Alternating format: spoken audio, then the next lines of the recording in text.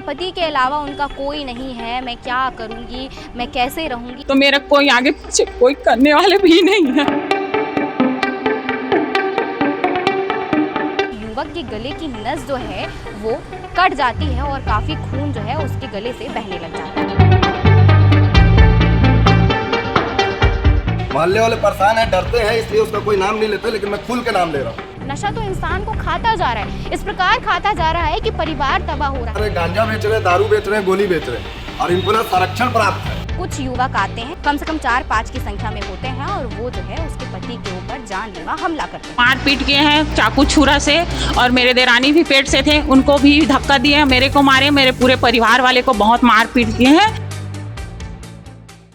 भिलाई में चाकूबाजी ही चाकूबाजी, जिसको देखो किसी न किसी को पकड़ के तलवार और चाकू से वो हमला कर दे रहा है।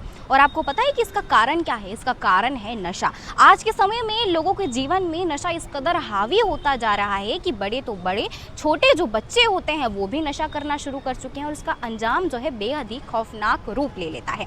इसका उदाहरण अगर मैं आपको देना चाहूँ तो भिलाई में देर रात ऐसी 2 मामले सामने आए हैं जिसको देखकर आपको पता लग जाएगा कि कहीं ना कहीं इन दोनों ही मामलों का ताल्लुक जो है नशे से है। तो चलिए उन मामलों को आपको बताते हैं।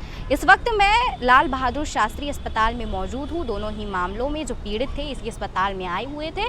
चलिए आपको बताते हैं आखिरकार मामला क्या था। पहला मामला भिलाई के कैंप 1 वृंदानगर से सामने आया था, जहां पर वृंदानगर में एक कॉलेज के पास कुछ युवक एक युवक के ऊपर जानलेवा हमला कर देते हैं। हमला इस कदर जो है खौफनाक होता है कि युवक के गले की नस जो है वो कट जाती है और काफ़ी खून जो है उसके गले से बहने लग जाता है। हालत बेहद ही ज़्यादा नाजुक हो जाती है क्योंकि युवक जो है पूर्ण रूप से खून से लथपथ था। खून से लथपथ युवक को आसपास के स्थानीय लोग और जितने भी उसके दोस्त थे सभी ने युवक को जो है लाल बहादुर शास्त्री अस्पताल में लाया, जहां पर उसका प्राथमिक उपचार हुआ।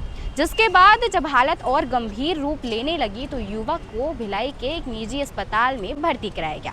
बताया जा रहा है कि युवक स्पर्श अस्पताल में भर्ती है। वहीं इस पूरे मामले में बता दें कि युवक की पहचान वहीं के एक नाश्ता सेंटर के संचालककर्ता अन्नू यादव के रूप में हुई है। फिलहाल इस पूरे मामले में पुलिस प्रशासन जांच पड़ताल कर रही है। वहीं बता दें कि जब यहाँ जो लोग मौजूद थे, यहाँ पे जो रिश्तेदार युवक के मौजूद थे, जब उनसे बातचीत की गई तो उनका ये कहना है कि जो वह इलाका है वहाँ पर लगातार जो है नशे का कारोबार संचालित हो रहा है, जिसकी वजह से लगातार उस जगह पर ऐसी तनावपूर्ण स्थिति जो है कई बार देखने को मिलती है। और आज ये स्थिति इतनी तनावपूर्ण हो गई कि एक युवक जो है गंभीर रूप से घायल हो गया। तो इस पर जो लोग यहाँ पर मौजूद थे, जो रिश्तेदार थे, उन्होंने क्या कुछ कहा है आप सुनिए। मेरे मोहल्ले में उसके यहाँ ये लड़के लोग नशेड़ी आते हैं और ये लोग गोली उली का वो कर रहे हैं, कारोबार कर रहे हैं, गांजा बेच रहे हैं, दारू बेच रहे हैं, गोली बेच रहे हैं और इनको ना संरक्षण प्राप्त है, किसी व्यक्ति का संरक्षण प्राप्त है और ये लोग लीडर होकर गुंडागर्दी करवा रहे हैं कैंप में। वृंदानगर क्षेत्र में सर बहुत बढ़िया इलाका था, लेकिन ये लोग लीडर होकर वो करवा रहे हैं। लड़के को पाला जा रहा है कि मैं गैंगस्टर हूँ, हाँ गैंगस्टर हो करके कि मतलब मेरे से कोई नहीं लगेगा। सर जब आपके घर वो लड़के अवैध का काम करने वाले आ रहे हैं तो मतलब वो कर रहे हैं ना सर, वो लोग मतलब आपका संरक्षण वो लड़के लोगों को प्राप्त है, इसीलिए तो आपके घर आ रहे हैं। सर मैं गली का फुटेज निकालूंगा, ये लोग दिन और रात बराबर सर कम से कम 15 से 20 टाइम आते हैं। वो कल्ले नाम के व्यक्ति के घर और उसका पुराना गांजा का वो रिकॉर्ड है और वही पूरा ये बदमाश लोगों को अपने मोहल्ले में वो दे रहा है, बाहर से बुला के। सर ये लड़का पूरा गोली उली का कारोबार करता है, दारू बेचता है, चिट्टा भी बेचता है। सर पूरा नाम क्या है लड़के का? लड़के का भुरू भुरू बोलते हैं, पुराना अपराधी व्यक्ति है। कहाँ का रहने वाला है? ये सर कल्ले के यहाँ आता है, लेकिन इसके मेरे को घर नहीं मालूम, लेकिन कल्ले के यहाँ बराबर में आते, फुटेज दिखा दूंगा वो गली का। दिन और रात बराबर उसके घर पे आके रुकते हैं व्यक्ति लोग, अपराधी किस्म की प्रवृत्ति के व्यक्ति हैं। मोहल्ले वाले परेशान है, डरते हैं, इसलिए उसका कोई नाम नहीं लेता, लेकिन मैं खुल के नाम ले रहा हूँ क्योंकि सर ऐसा वारदात हुआ है, कल के डेट में और किसी शरीफ के साथ वारदात होगा। तो आपने सुना कि किस प्रकार से रिश्तेदारों का कहना है कि नशा, जाहिर सी बात है, मैंने आपको बताया कि नशा का ताल्लुक है। आपने जान ही लिया कि किस प्रकार से वहाँ जो है नशे का कारोबार, क्योंकि आप खुद ही सोचिए कि कुछ युवक आ रहे हैं मिलकर एक युवक को जानलेवा हमला कर दे रहे हैं, हथियार चला रहे हैं, तलवारबाजी कर रहे हैं और इस कदर कर रहे हैं कि युवक की हालत बेहद नाजुक हो गई है, वो हॉस्पिटल में अपनी जिंदगी से लड़ रहा है। तो इस प्रकार का जानलेवा हमला जो कर दिया जा रहा है तो ऐसे ही तो नहीं किया जाएगा। अज्ञात, एकदम कुछ अज्ञात कारण तो हो ही नहीं सकता, कुछ ना कुछ तो कारण होगा ना। तो इसका कारण है नशा। अब हम दूसरे मामले की ओर चलते हैं, दूसरा मामला आपको बताते हैं। दूसरा मामला उसी रात को, ठीक है, जामुल थाना क्षेत्र के अंतर्गत सामने आया है, जहाँ पर एक पीड़ित महिला रो रो कर बहुत ज़्यादा उसकी स्थिति खराब हो चुकी थी, बहुत ज़्यादा वो परेशान थी। और ऐसी स्थिति में उन्होंने बताया कि किस प्रकार से कुछ युवक आते हैं, कम से कम 4-5 की संख्या में होते हैं, और वो जो है उसके पति के ऊपर जानलेवा हमला करते हैं। सिर्फ उसके पति के ऊपर नहीं, उसके पूरे परिवार वालों के ऊपर हमला किया जाता है। पीड़ित महिला का कहना है कि वो, उसकी गर्भवती देवरानी, उसका पति देवेंद्र साहू जिसका नाम बताया जा रहा है, उन सभी पूरे परिवार वासी के ऊपर 4 युवक आते हैं और जानलेवा हमला करते हैं।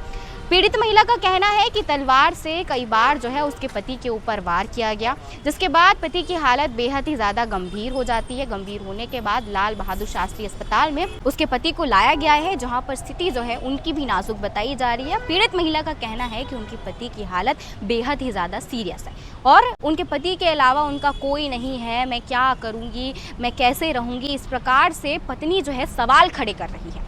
तो उनकी पत्नी का क्या कुछ कहना है, आप सुनिए। खड़े थे, उन लोग आए, जबरदस्ती मार पीट किए हैं चाकू छुरा से, और मेरे देरानी भी पेट से थे, उनको भी धक्का दिए, मेरे को मारे, मेरे पूरे परिवार वाले को बहुत मार पीट किए हैं तलवार से। और मेरे आदमी बहुत ही ज़्यादा ही सीरियस में है, और मेरी एक लड़की है, मैं कुछ कर नहीं पाती हूँ। अगर कुछ होगा तो मेरा कोई आगे पीछे कोई करने वाले भी नहीं है। हम लोग सुड्डू से हैं, देवेंद्र साहू है, मैं उनकी पत्नी हूँ।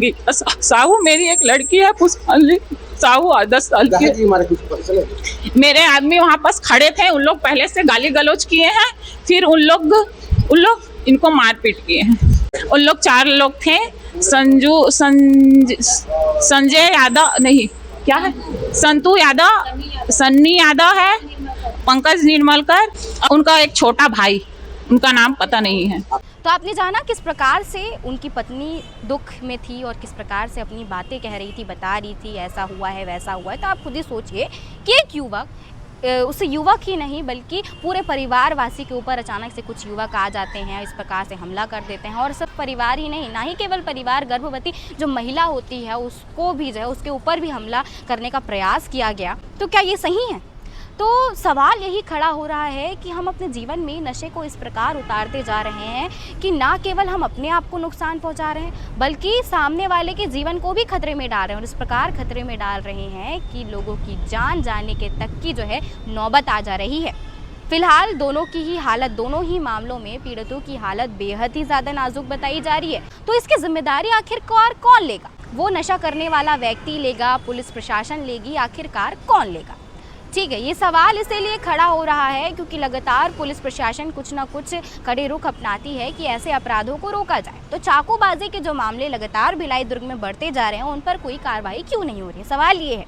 पुलिस प्रशासन ये कहती है कि हम ऑनलाइन जिस प्रकार से चाकू जो बेचे जा रहे हैं, जो धारदार हथियार हैं, उनको जो है सेल होने से, उनकी खरीदारी होने से रोक टोक कर रहे हैं। तो ऑनलाइन माध्यम से आप जो भी रोक टोक कर रहे हैं, तो व्यक्ति को अगर हमला करना होगा तो वो कैसे भी कर लेगा। चाकू कोई भी हो सकता है, घर में जो हम ऐसी सामान्य रूप से चाकू इस्तेमाल करते हैं, वो चाकू से भी तो किसी की हत्या, किसी के ऊपर जानलेवा हमला हो सकता है। तो क्या सिर्फ ऑनलाइन माध्यम से जितने भी ऐसी प्रकार की धारदार हथियार सामग्री बिक रहे हैं, उन्हें सिर्फ उन पर रोक लगाने से क्या ऐसे इस प्रकार के मामले पर जो है शांति पाई जा सकती है, या इस पर कोई कड़ा रुख अपनाया जा सकता है? कड़ा रुख क्यों नहीं अपनाया जा सकता है? क्योंकि लगातार जो है ऐसे मामले हमें देखने को मिल रहे हैं। कहीं ना कहीं पुलिस प्रशासन के ऊपर कई सवाल खड़े होते हैं कि वो क्यों इस प्रकार के मामलों पर जो है अपनी सख्ती नहीं बरत रहे हैं, और कहीं ना कहीं आजकल लोगों की मानसिकता के ऊपर भी सवाल उठ रहे हैं, क्योंकि ये तो आप पर निर्भर करता है ना कि आप नशे को किस प्रकार से अपने जीवन पर अपना रहे हैं, क्यों अपना रहे हैं। नशा तो इंसान को खाता जा रहा है, इस प्रकार खाता जा रहा है कि परिवार तबाह हो रहा है। नशे में इंसान इतना लुप्त हो चुका है कि वो क्या कर रहा है उसे खुद नहीं पता है। तो किस प्रकार से इसको अपनाना है, किस प्रकार से इसको छोड़ना है, वो तो एक आम इंसान आपके ऊपर निर्भर करता है ना। जितनी गलती इस मामले में, इन मामलों में पुलिस प्रशासन की होती है, उतनी ही गलती तो आम जनता की होती है। आप तो समझदार हैं ना, आप तो अपने आप को समझा सकते हैं ना कि नशा नहीं करना है। तो आम जनता से केवल यही अपील है कि ना ही केवल आप अपने आप को समझाइए, अपने आप के ऊपर काबू पाइए, बल्कि आपके आसपास, आपके परिवार में, आपके दोस्त जो भी नशा कर रहे हैं, उन्हें भी कहिए कि भाई नशा मत करो, क्योंकि नशे का अंजाम काफ़ी ही खौफनाक होता है। किस प्रकार से जो है देख रहे हैं लगातार ऐसे मामले सामने आते हैं। तो अगर इस पर रोक लगानी है तो सबसे पहले तो पुलिस प्रशासन को सख्त होना पड़ेगा, दूसरा आप आम जनता को जो है इस पर कोई कड़ा रुख अपनाना पड़ेगा। बाकी आप अपनाते हैं कि नहीं अपनाते हैं, आपकी क्या राय बनती है, आप क्या सोचते हैं इन सब मामलों को लेकर, कमेंट सेक्शन में बताइएगा। और ऐसी ही अन्य खबरों के लिए जुड़े रहिएगा केपी न्यूज़ के साथ। धन्यवाद। जय जोहार, जय छत्तीसगढ़।